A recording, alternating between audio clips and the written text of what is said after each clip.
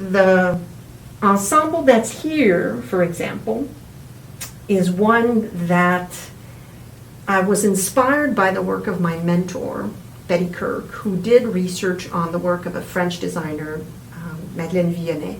This is a collaborative ensemble, and it was sent to the Costume Society of America, and I was really surprised when I won the 2024 Betty Kirke Excellence in Research Award. But nobody had ever wanted it designed, so we never thought somebody would. And this very simple looking garment, once they read the elaborate research that was behind it, they awarded me this. I thought, okay, well, it's time. It's time to do this exhibition, and it's time to talk about creative design, and it has made strides in academia. All right, Janna, let me turn the table over and ask you some questions. All right. Because we've talked a lot about this garment, Madeleine Vionnet, Betty Kirke. I want to ask you about your experience with doing object-based research and how making informs a process. So tell me a little bit more about your experience. Sure.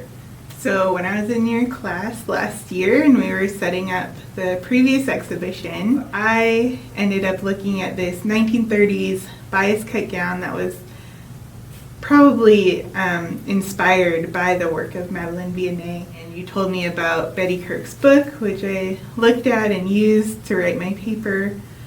And through the process of looking at this gown really, really closely and learning about its historical context, I really fell in love with the dress. And by the time we put it in the gallery space and in the exhibition, I had this desire to recreate the dress to fit my own body, and also to use some techniques that Betty Kirke talks about in her book that the original seamstress didn't use when working with bias, and just see if I could do it and how that would go. So I was working on that this past weekend and have the dress mostly finished. So you were able to look at somebody from the 1930s looking at Vionnet's garment and doing problem solving to make it look like that.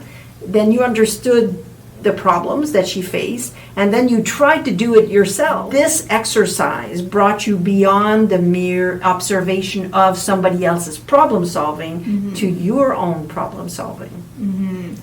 Yes, and I feel a little bit like after this weekend and having taken on the task of trying to make this garment, that I've kind of entered into some kind of almost lineage of Madeleine Vionnet and then Betty Kirke and your own work and the legacy that you have created through your garments and the award that you won.